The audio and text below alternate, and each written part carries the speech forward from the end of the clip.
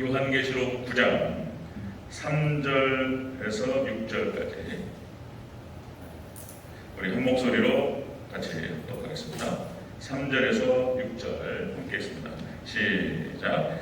또 황충이 연기 가운데로부터 땅 위에 나오매 그들이 땅에 있는 전갈의 권세와 같은 권세를 받았더라. 그들에게 이르시되 땅에 풀이나 푸른 것이나 각종 수목은 해하지 말고 오직 이마에 하나님의 인침을 받지 아니한 사람들만 해하라 하시더라. 그러나 그들을 죽이지는 못하게 하시고 5달 동안 괴롭게만 하게 하시는데 그 괴롭게 함은 전갈이 사람을 쏠 때에 괴롭게 함과 같더라. 그날에는 사람들이 죽기를 구하여도 죽지 못하고 죽고 싶으나 죽음이 그들을 피하리로다. 아멘. 네, 인사합니다. 오직 예수님, 예수님의 은혜와 평강이 넘치시기를 축원합니다. 아멘. 오늘 함께 읽으신 요한계시록 9장 3절에서 6절 말씀, 오늘 본문을 토대로 황충의 권세라는 제목으로 말씀 받겠습니다. 황충의 권세, 같이 한번 따라해 주시기 바랍니다. 황충의 권세, 황충의 권세, 황충의 권세라는 제목으로 말씀 받습니다. 자, 요한계시록 8장의 나팔재앙, 우리 6장에서 그 7인 재앙이 쏟아지고 이제 7번째인 재앙이 7나팔이다 그랬습니다. 자, 이제 8장에서 7나팔 재앙 중에서 첫 번째, 두 번째, 세 번째, 네 번째 나팔이 진행되었죠. 자, 첫 번째 나팔은 땅에 쏟아지고, 두 번째는 바다에 쏟아지고, 세 번째는 강, 그리고 네 번째는 해와 달과 별에 쏟아졌다. 자, 이것은 현상적으로도 그런 재앙이 시작될 뿐만 아니라 영적으로도 영적인 특성이 강하다. 그래서 이제 진리의 근원이 오염되고 타락합니다.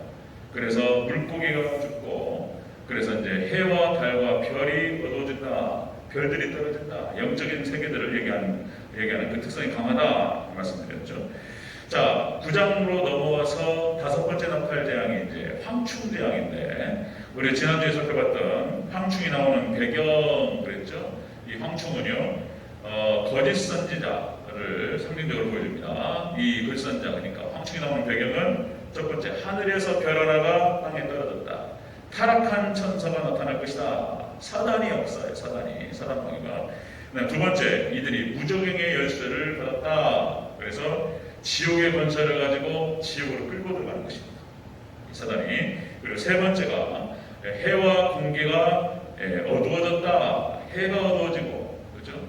예를 들어 폭탄이 터져가지고 고속구름이 쫙 가려버리면, 그죠? 해가 어두워지고 침침해지죠. 그리고 공기가 어두워졌다. 이것은 영적인 생명을 빼앗아간다. 사단이 역사해가지고 거짓 선자를 통해가지고 영혼들을 갖다가 갉아먹는 거예요.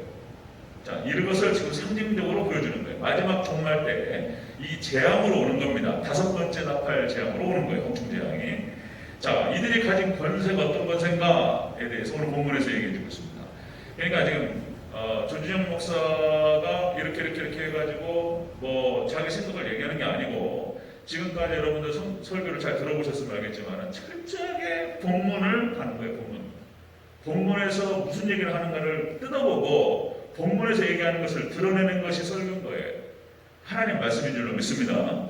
하나님 말씀을 대언하고 하나님 말씀을 들어 올리는 것입니다. 자, 그러면 우리가 함께 찾았던 요한계시록 9장 3절에서 6절까지 이 전갈, 그러니까 황충이 받은 권세가 어떤 권세인가? 우리가 그걸 잘 보시면 되는 거예요. 자, 자세히 한번 살펴보도록 하겠습니다. 자, 황충의 권세. 첫 번째, 전갈의 권세와 같은 권세라는 거예요. 전갈의 권세와 같은 권세다. 자, 우리 3절 먼저 읽겠습니다. 3절과 5절 읽겠습니다. 3절 먼저 시작. 또 황충이 연기 가운데로부터 땅 위에 나오매 그들이 땅에 있는 전갈의 권세와 같은 권세를 받았더라. 5절 읽겠습니다. 시작. 그러나 그들을 죽이지는 못하게 하시고 5달 동안 괴롭게만 하시는데 그 괴롭게 함은 전갈이 사람을 쏠 때에 괴롭게 함과 같더라. 아멘. 이 황충은 거짓 선자를 갖다가 상징적으로 보여줍니다. 황충이 메뚜기예요. 자, 그러니까 이 황충이 이 거짓 선자들을 묘사를 하는데 지금 이제 황충에 묘사하고 있고 전갈에 묘사하고 있습니다. 자, 여러분들 이 전갈이라고 하는 것은 보통 광야라든지 이런 사막에서 이제 이렇게 돌아다니고 살죠. 그리고 주로 이 바위 밑에 있습니다. 이 전갈이 한 5cm에서 크게는 한 20cm까지 큰다는 거죠. 자, 한번 자료를 찾아보니까 매년 한 120만 명이 전갈에게 쏘인답니다. 그 중에서 3,000명이 죽는답니다. 그러니까 직사하는 독은 아니에요. 그런데 이 전갈에게 한번 쏘이면은 이게 까무러친다는 거예요. 그냥 정신을 잃어버린답니다. 그 고통이라고 하는 것은 전갈에게 팍 한번 쏘이는 순간, 자, 이런 거라는 거죠. 자, 전갈의 권세 같은 권세가 있다. 독으로 찌르는 거예요. 자, 그러니까 거짓 선자가 얼마나 무서운가에 대해서 이렇게 지금 묘사하고 있습니다. 자, 또 황충에다가 묘사를 하죠. 자, 마태복음 24장에서 예수님께서 하신 말씀이에요. 마태복음 24장에서 거짓 선자라는 표현이 5번 나와요. 5번. 마지막 때에 이 많은 거짓 선자가 나와서 사람들을 미혹하리라. 예수님께서 말씀하신 거예요. 종말 때 일어날 일에 대해서 거짓 선자가 나타나가지고 많은 사람들, 교회를 미혹하고 그리고 밖에 있는 사람들을 미혹하고 자, 끌고 가는 거예요. 이렇게 묘사하고 있습니다. 자, 황충을 말하는 것인데 이미 지금 시작됐다고 보는 거예요. 여러분 잘 보시다시피 이미 황충의 역할은, 황충의 어떤 그 활동은 시작됐다. 자, 여러분들 출애굽기 10장에 보면은 메뚜기 재앙이 나옵니다. 메뚜기 재앙이 몇 번째 재앙인지 아실까요? 8번째 재앙이에요. 8번째 재앙, 황충 재앙. 자, 여러분들 무시무시하죠? 무시무시해가지고 황충이 와가지고 모든 농작물과 나무 열매를 싹 먹어버려요. 그냥 황충이 무시무시합니다. 자, 출애굽기 10장 7절에서 자, 바로 이렇게 표현돼요. 앞에서 7개의 재앙이 왔고 8번째 재앙으로 해가지고 메뚜기 재앙이 왔는데, 자, 여러분들 이런 표현이 나와요. 자, 출애굽기 10장 7절. 자, 바로의 신하들이 그에게 말하되 어느 때까지 이 사람이 우리의 함정이 되리까? 왕은 아직도 애굽이 망한 줄을 알지 못하나이까?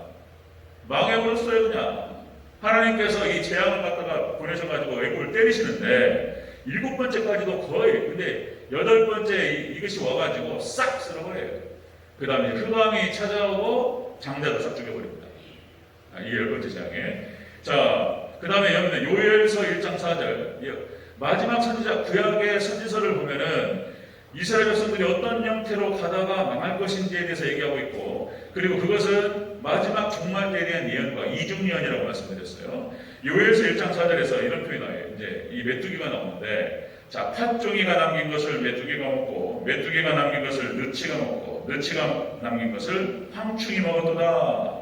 여기서 팥종이, 메뚜기, 느치, 황충 이렇게 나오는데 이게 다 메뚜기예요. 자, 히브리어에서 메뚜기를 표현할 때 이렇게 표현해요.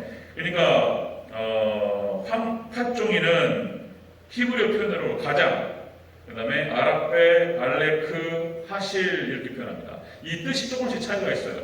그러니까 팥종이로 표현될 수 있는 이 가장은 자르다는 표현을 갖고 있어요. 뜻이 모든 걸 다 잘라요. 보통 6cm, 7cm 이것이 이제 이 메뚜기가 무시무시해요. 때로 다니면서 잘라요. 그 다음에 아랍베라고 하는 이 메뚜기는 많은 때를 표현합니다. 어마어마한 숫자예요. 많은 때. 알레크는 급하게 먹는 모습을 말하는 거예요. 급하게. 그 다음에 하실이라고 하는 것은 끝장낸다는 뜻이 있습니다. 그냥 싹 쓸어버려요. 그냥. 아무것도 안 남습니다. 메뚜기 때가 한번 딱 지나가면 아무것도 안 남아요. 자, 종말의 때에 거짓 선지자들을 갖다 황충이 묘사할 때 이렇게 무시무시하게 표현하고 있습니다. 마지막 종말 때 거짓 선지자들이 이렇게 완전히 사람들을 지옥으로 끌고 가고 교회까지도 공격해 들어옵니다. 마지막 때. 자, 메뚜기의 3가지 특성이 있습니다. 3가지 특성이, 첫 번째는 집단성이에요. 때를 지어서 다닌다. 수천억 마리예요. 수천억 마리. 때를 지어 다니는데 마지막 종말의 때 종교 다원주의자들, 종교 다원주의라 표현하는데요. 뭐 TV에서 보셨을 거예요. 저도 이제 예전에, 지금은 잘 안 나오더라고요.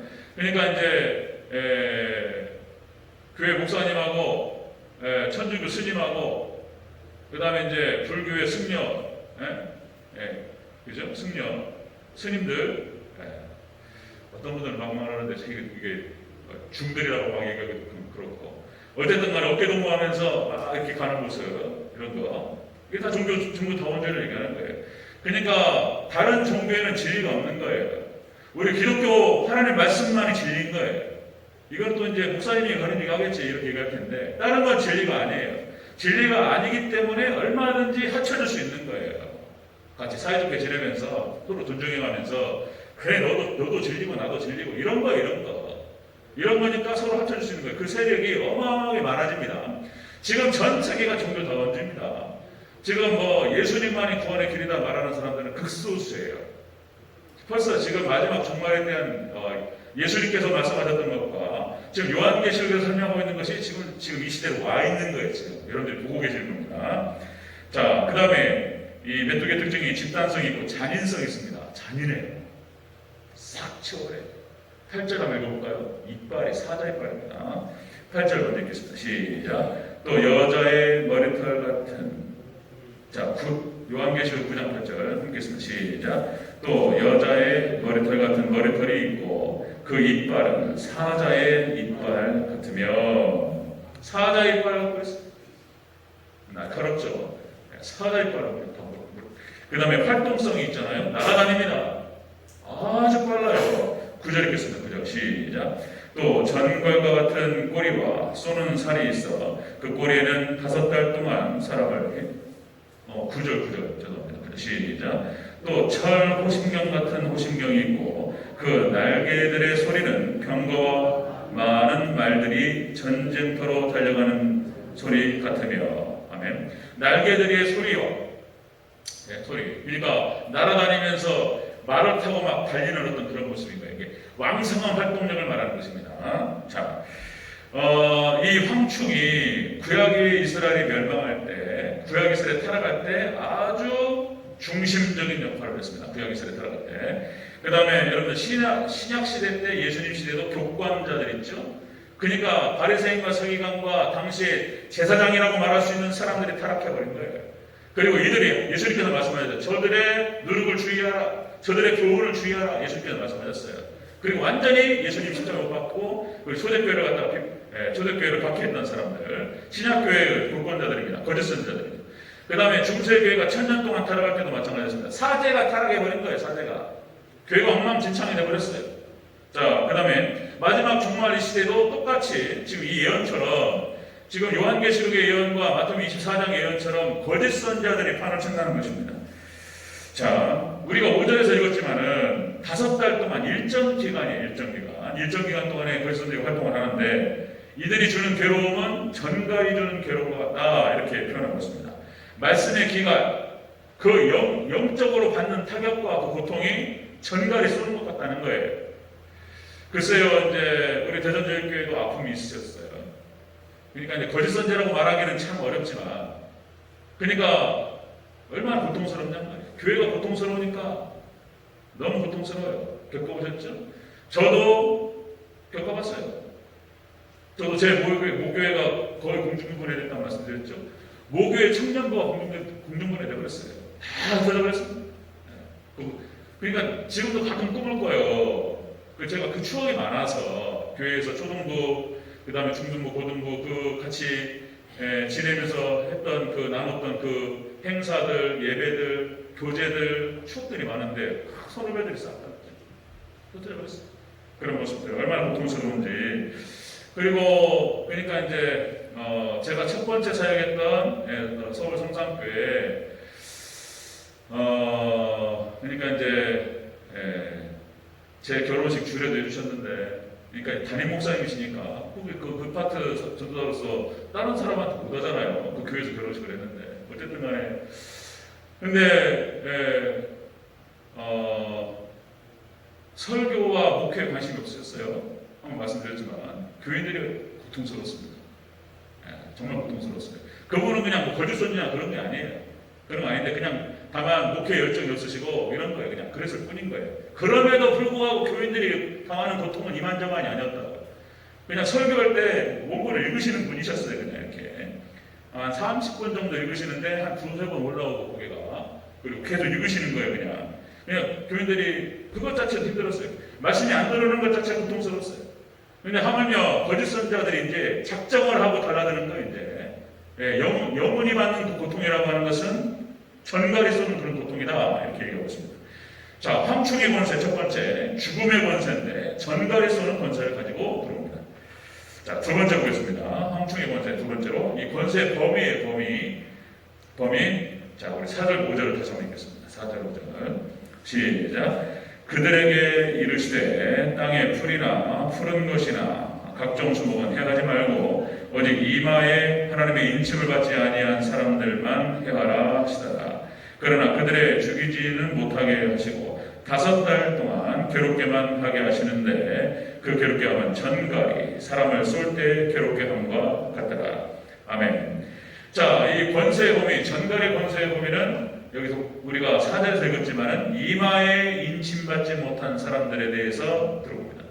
이마에 인침받지 못한 사람들이라고 하는 것은 성령의 인침을 받지 못한 사람들을 말하는 거예요.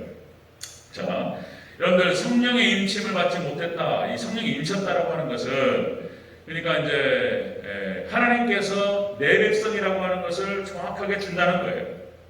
성령 세례라는 표현을 쓰는 건데, 자, 성령의 인침, 성령 세례 여기에 대해서도 신학적인 여러 논쟁이 있어요. 근데 간단하게 말하면 그걸 성령 충만으로 해야 되는지 성령 세례라고 해야 되는지, 이 성령 충만과 성령 세례가 싸운다고 말씀드렸죠. 보통 성령론에 대해서 얘기하려면 너무나 길고, 그러니까 간단하게 말씀드리면 하나님께서 성령을 주셔서 믿음을 주신다는 거예요. 그러니까 성령 인을 친다는 거예요. 하나님께서. 그래서 미국 영화 같은 데도 나오잖아요. 그러니까 이제 대단위로 소를 기르거나 말을 기르는 목장에서 오케이 목장이다 그러면 엉덩이에다 꽝 도장 찍듯이, 그러면은 자 여러 가지 목장들이 많은데 이 말과 소가 누구 것인지 모른단 말이에요. 그러니까 엉덩이에다 표시를 한단 말이죠. 그러니까 낙인 찍듯이 불에 덜궈가지고 엉덩이에다 쾅 찍어요. 오케이라고 꽝 찍으면은 엉덩이 오케이면 오케이 목장 거잖아요. 이런 식으로 하는 인을 친다는 거, 이게 인치는 것입니다. 하나님 백성에 대해서 인을 쳐요. 하나님께서 성령을 주셔서 믿음을 주신다는 거예요. 그리고 이 인을 맞은 사람은 그렇게 이제 반응이 나와요. 하나님을 사랑하고 예수님을 사랑하고 말씀을 사모하고 하나님의 말씀을 들으면 말씀이 딱 꽂히는 순간 너무 기뻐하고 이런 반응들이 나타나요. 이게 인침받은 사람들이에요. 자, 여러분들, 자 여기에서 역시 또 큰 역할을 하는 것이 강단이 이렇게 또 중요한 거예요. 또 그러니까 이제 여러분들 뭐 캐리그마, 디다케 이런 표현을 쓰는 건데, 강단이 지금 캐리그마라고 하는 것은 복음의 본질을 말하는 거예요. 예수님의 십자가, 그 다음에 예수님의 피, 보혈, 이런 거예요. 이걸 중심으로 해서 믿음의 본질을 말하는 것이 캐리그마예요. 복음의 본질이. 디다케는 뭐냐면은 윤리를 말하는 것입니다. 윤리, 사랑하라, 부모를 공경하라, 살인하지 말라, 이런 거짓말하지 말라, 여러 가지 윤리들을 말하는 거예요. 이런 윤리들은 다른 종교에도 다 있어요. 불교도 있고 유교도 얼마나 멋있습니까?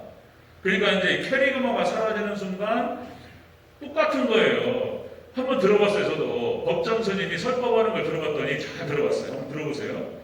기가 막히게 잘해요. 설교 똑같아요. 이게. 그러니까 예수님의 어떤 십자가와 피와 복음의 본질이 사라지는 순간, 캐리그마가 사라지면 강단에서요 캐리그마가 없어요. 요새. 그런 일이 되어버렸습니다. 그러니까 설교가 무슨 도덕 강좌, 윤리 강좌가 되어버렸습니다. 그리고 강단에서 정치 얘기가 나오고 철학 얘기가 나오고 처세법이 나오고 설교가 아니에요. 그건 본문이 아닙니다. 자, 이렇게 되면서 그런 어떤 복음의 핵심이 사라져버린 메시지를 들으면 영을 죽어버려요. 영을 죽습니다. 자, 이런 모습들. 자, 강단이 지대한 영향을 미치는 거예요.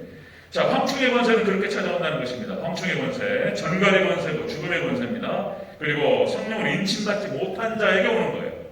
이들이.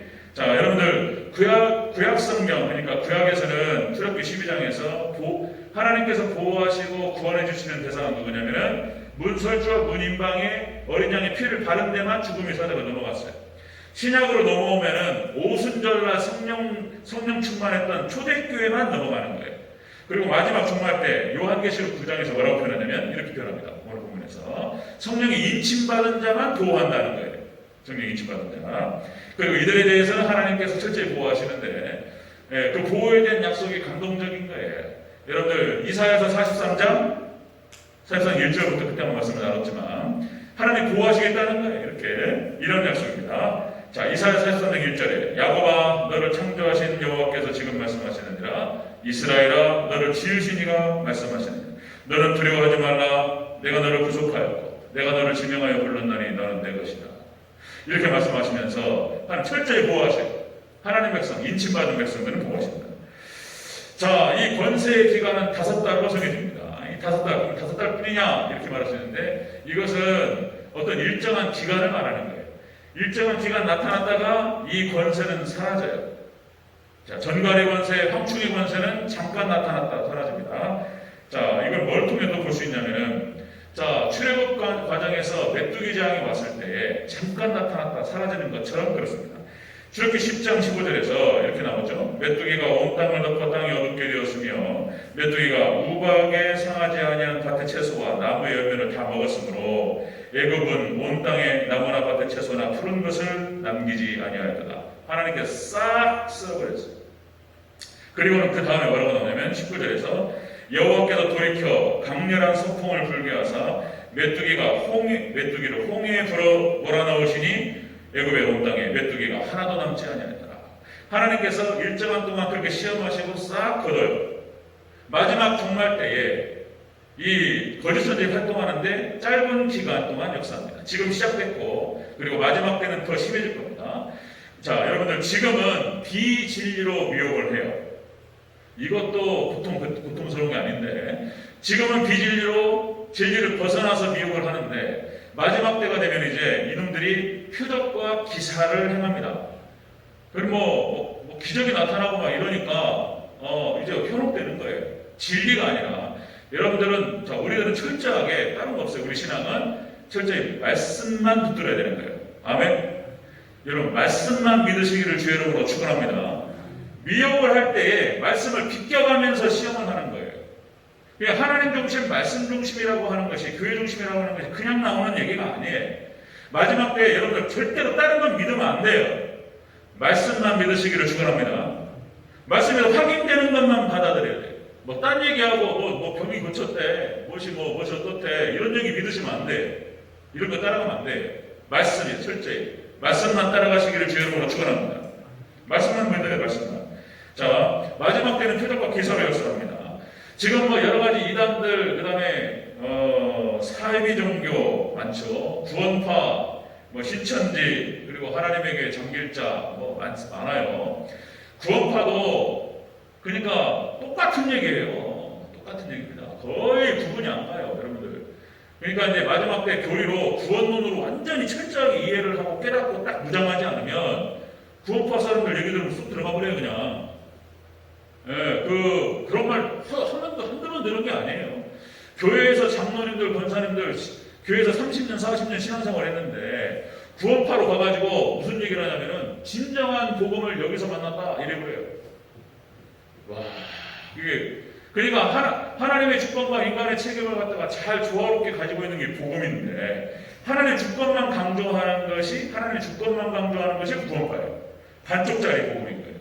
하나님이 다 하신다는 거죠. 내가 할 건 별로 없어 그냥. 하나님의 강력한 주권을 얘기하니까 굉장히 은혜스러워요. 또 이게 그렇습니다. 이게 치우치는 거예요. 한국교회 수준을 갖다가 이제 우리 김세윤 박사님, 그러니까 전 세계적으로 뭐 또 말씀드리면 한국에 난 세계적인 신학자 김세윤. 그러니까 이제 바울 신학 분야에 대해서 세계적인 권위자예요. 김세윤 박사님. 자, 이분이 이제 뭐라고 표현하냐면 한국교회 수준이 구원파 수준이다. 삶이 없다. 자기가 행할 건 없어요. 하나님이 다 하시는 거예요. 네. 그러니까 뭐 또 말씀드리면 여러분들 의식법, 제사법 있죠? 의식법과 그 다음에 시민법은 폐지됐지만 도덕법은 살아있어요.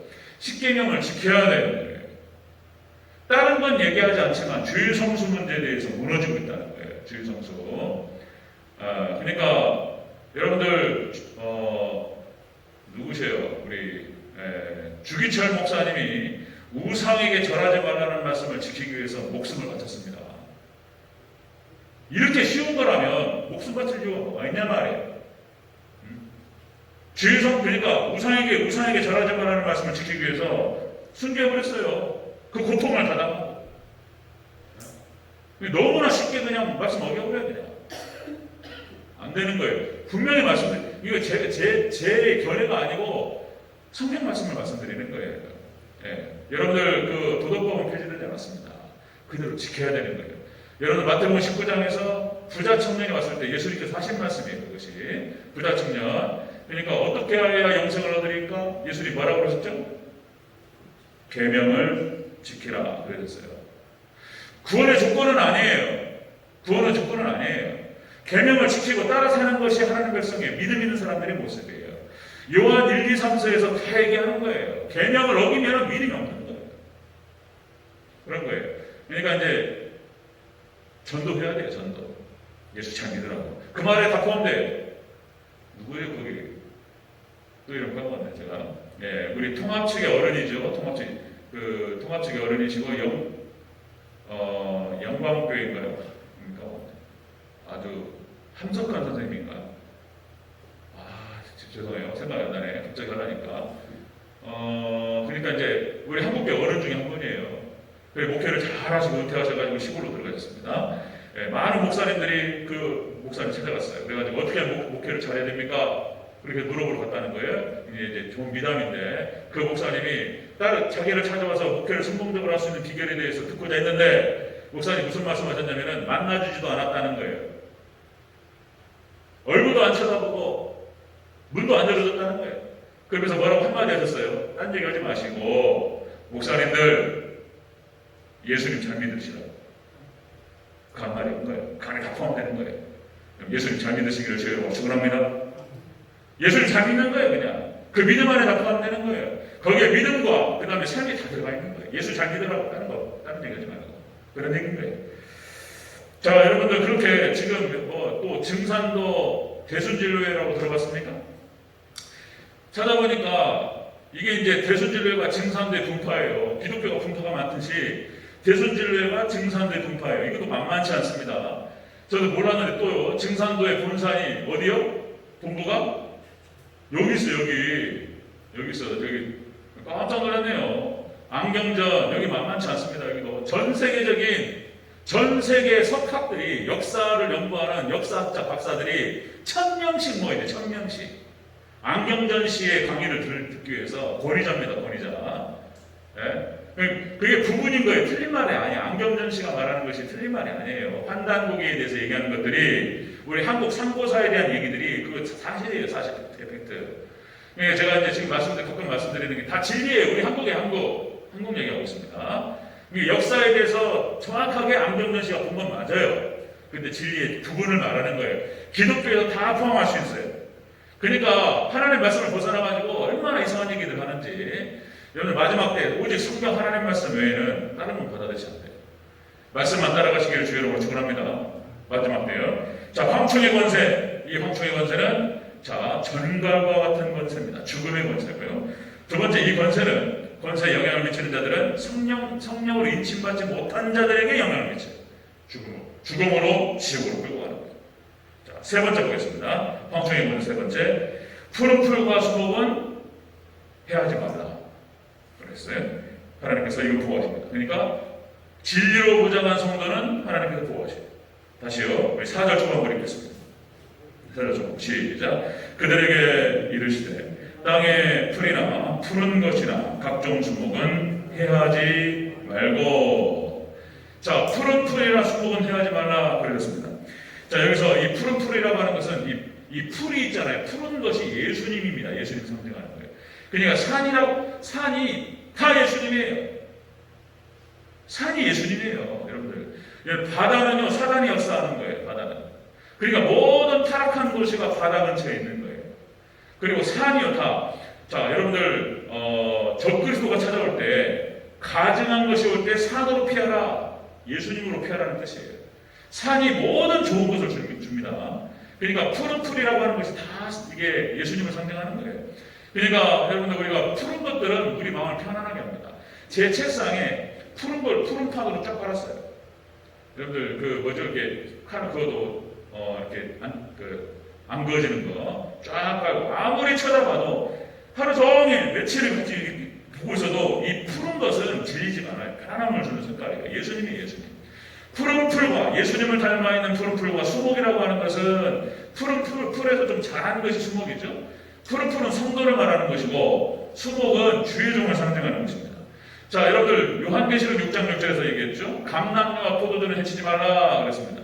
그러니까 하나님께서 심판을 진행하실 때에 이렇게 교회는 건들지 마라 이렇게 말씀하시는 거예요. 여러분들 철저히 진리로 보장하시기를 주여로 축원합니다. 마지막 때 보호받은 줄로 믿습니다. 보호의 약속이 꼭 들어가 있어요. 제 얘기가 아니고 이렇게 들어가 있어요. 본문에 제 얘기가 아니고 딱 들어가 있습니다. 자, 노아의 홍수 심판에서 역시 에녹과 노아의 가족 8명을 하나님 딱 떠요. 소돔과 고모라 심판에서 롯과 그 가족을 딱 빼요. 그 다음에 구약의 이스라엘 백성들이 멸망할 당시에 남은 자 7,000명은 따로 빼요. 하나님 반드시 그게 있습니다. 그 다음에 여러분들 신약교회가 멸망할 당시에 자 제자들과 초대교회는 따로 구분하십니다. 하나님께서 마지막 종말 때도 똑같습니다. 원리가 똑같아요. 마지막 때 노아의 때와 같으리라. 마지막 때 하나님께서 이렇게 진리로 무장한 사람들을 따로 빼셔요. 여기는 따로 구분해서 보호하십니다. 여러분들 진리로 다시 한번 무장하시기를 주여로 축원합니다. 그러니까 여러분들 자 개혁주의 3대 원리 또 말씀드립니다. 철저히 하나님 중심 말씀 주신 교회 중심 딱 이거 무장을 해야 되는 거예요. 그 다음에 성경의 핵심 논리 원리가 그런 거예요. 예수님, 예배, 천국 이건 거예요. 그러니까 지난주에 말씀드렸듯이 이거 백신이다. 종교 다원주의로 다 편집이 돼버렸는데 이 백신을 맞아야 산다. 두방 어떻게 딱 두 방이야 또. 그렇게 여러분들 받아들이셔야 돼요. 이걸로 이긴다는 것입니다. 자, 황충은 떼져 다니면서 잔인하게 공격해 줍니다. 거짓 선지자들. 자, 이것이 마태복음 24장과 마가복음 13장과 누가복음 21장에서 그렇게 기록을 했어요. 누가복음 21장 18절에서 이렇게 정확하게 얘기합니다. 예수님께서 너희가 미움을 받을 것이나 머리털 하나도 상하지 아니하리라. 아멘. 예수님 하신 말씀이에요. 누가복음 28장 18절. 하나님 백성들은 딱 보호하셔가지고 아무리 뭐 주변에 불이 나고 뭐 난리지기를 해도 우리 하나님 백성들은 머리털 하나도 상하지 않습니다. 믿으시기를 주여로 축원합니다. 다니엘 3장에서 나타나는 것이 예표예요. 예표. 다니엘이 사자굴에 들어가서 살아나와요. 그리고 다니엘 세 친구 사드락과 메삭과 아벤노가 풀무으로 들어가요. 그리고 머리털 하나 상하지 않고 다시 나옵니다. 예수님이 그 안에 계셨어요. 그리고 그들을 보호하셔요. 다니엘 3장에서 말하는 것과 예수님께서 복음서에서 말하는 것이 정확하게 일치하는 거예요. 우리 하나님 백성들은 머리털 하나 다치지 않습니다. 믿으시기를 주여로 축원합니다. 진리로 무장한 사람들 딱 보호하세요. 딱 떠올라요. 그냥 노아의 방주, 그 다음에 소돔과 고모라가 멸망할 때 롯과 그의 가족을 빼가지고 소화성에다 딱 집어넣어요. 그 다음에 세 번째, 여러분들 10개의 재앙이 쏟아질 때 애굽의 고센 땅은 재앙이 없는 거예요. 이것이 다 예표로 보호처로 피난처로 다 하나님 말씀하셨어요. 마지막 때 종말 때에 대한 예언인 거예요. 그래서 여러분들 정말 진리로 무장하시고 바른 신앙으로 딱 붙드시고 무장하시면 철저하게 하나님께서 여러분들 보호하시고 천국으로 구원을 인도하실 줄로 믿습니다. 아멘. 중요한 건 무장하는 거예요. 그죠? 무장하는 것입니다. 오케이. 자, 황충의 권세는 정리하고 마치겠습니다. 황충의 권세는 전갈의 권세, 죽음의 권세. 그리고 두 번째, 이 권세는 성령을 인침받지 못한 자들에게 들어가는 거예요. 그리고 세 번째, 이 권세는 이렇게 진리로 무장한 자들에게는 미치지 못한다. 이게 하나님의 약속이에요. 믿음으로 승리하시기를 축원합니다. 아멘.